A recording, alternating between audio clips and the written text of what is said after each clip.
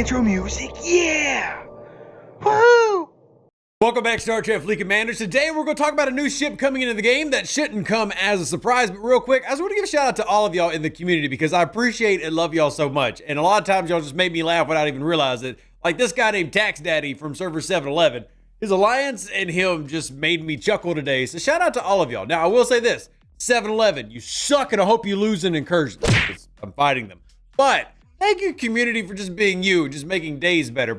Rotate it on over. Like I said, you should not be surprised by this new ship coming into the game today. Well, not today, when the new arc starts. However, we're going to talk about some of the good, some of the meh, and get what you think about it. I will go ahead and let you know. And as always, there is a little bit of bias we all have. There are some things I actually like about this setup, and I'll explain why. Let's go ahead and jump into it. So this is the official news post from the Overlords, and if you didn't catch it, we've been kind of hinting at it all month long, but the ship's literally been in the picture, in the background the entire time. But let's talk about a legendary time ship returns. Now, if you've not seen it, this is actually part of the Year of Hell set, the double feature in Voyager. If you haven't watched it, still recommend you do that. Talked about that in the last video, but the USS Relativity was commanded by Captain Braxton and tasked with safeguarding the timeline, and now it joins your fleet to help battle the Krenim. Starting at level 42 or higher, you construct this epic 4-star explorer with 200 blueprints from the DTI faction store. Yes, that is one of the things that I think is a positive. Yes, it has a free-to-play loop day one. So, that's neato. All right, moving on to Relativity's time-bending capabilities make it uniquely suited for countering the Krenum's most devastating weapons. Its innovative mechanics bring a fresh layer of strategy to Star Trek Fleet Command. Debatable. And it is a must-have for commanders seeking to master temporal warfare. Again, kind of debatable, but also kind of not, as you'll see here in a second. It's time to stop. It's time to stop, okay? No more.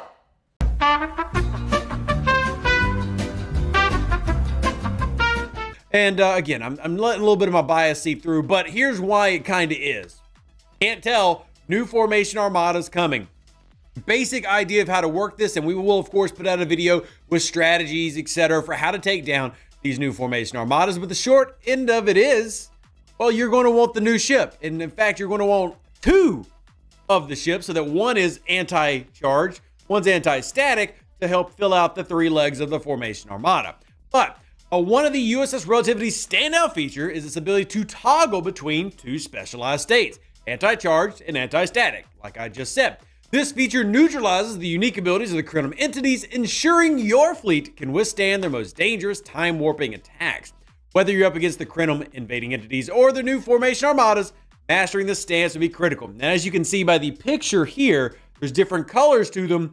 Yes, the formation armadas will be mixed, so they will not be formation armadas that are all anti-charge or all statics. You will want both abilities, meaning you're going to need at least 2 of these in your alliance to guarantee you're negating those, unless you just have overwhelming firepower and don't need it. But the passive buffs will give a bonus for the following abilities. Anti-tachyon weaponry. So that's a cool name. It sounds powerful. Maybe it is a little bit powerful. Boost damage output against Krenim enemies. Again, there's going to be a lot of research that covers this as well. So how much it's needed, we'll see. And then relative growth enhances encrypted intelligence awards, which I'll be honest, I do like that. Accelerating your FKR reputation progression. Again, part of the DTI is making it faster for you to produce reputation and obtain reputation in the game, which is something that a lot of people do end up liking.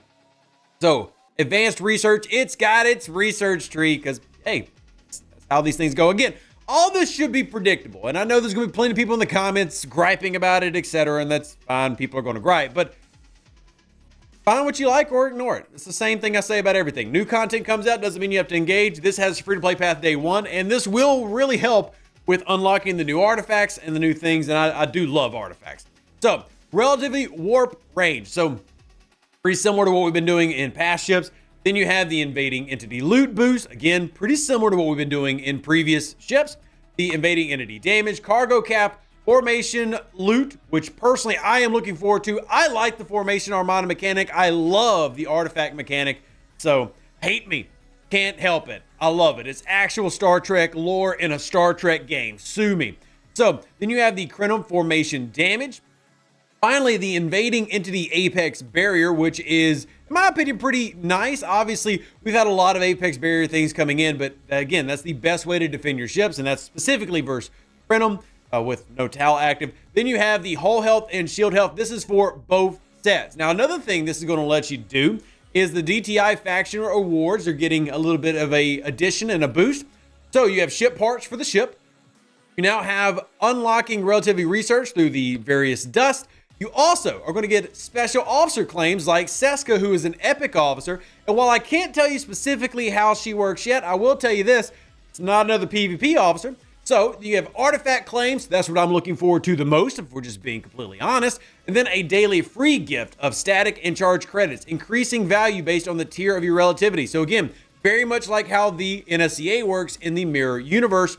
Then you have, last but not least, the drip of the relativity blueprints. So again, free to play path day one is always going to be a big winner for Rev.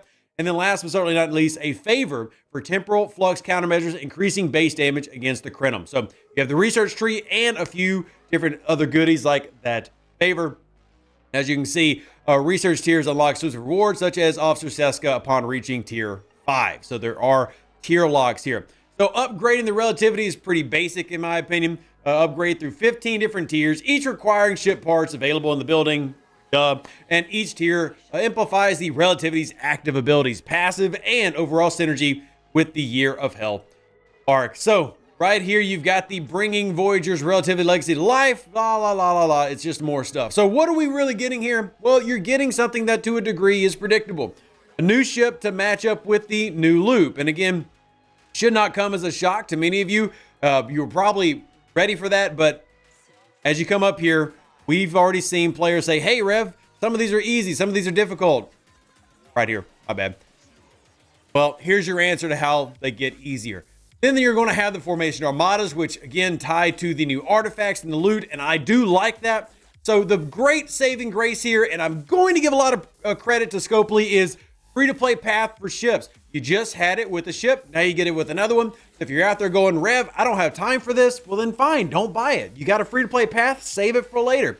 Or if you want to jump in and start getting the artifacts now, which I do like the artifacts, can't give you any more info on those, but Scopely will be releasing info on them themselves here shortly, so you'll see it as this launches. But overall, it is going to be another specialty ship. We'll see how it works. I mean, for example, will it be a one-trick pony? We'll have to wait and see. I don't have that answer, as I don't have it yet. But of course, we'll have a video on the new ship, a video on the new armadas, and all the new stuff coming in the game as it launches. Hope you've enjoyed this preview. Shout out to Scopely, who allows us to do this and puts out the information now. And let me know what you think down in the comments section down below. As always, and last but certainly not least, while you're here, just go ahead and do me a solid. Like the video, subscribe if you haven't already. Share this out with your friends and family. Let them know what you think, and we'll continue to do what we can to advocate for the game to get better. Live long and plunder. Stay safe out there, Space Cowboys. Deuces, that's me. Appreciate and love every single one of you, and I'll catch you on the next video. An even better outro than the intro. For the Empire and glory to your house.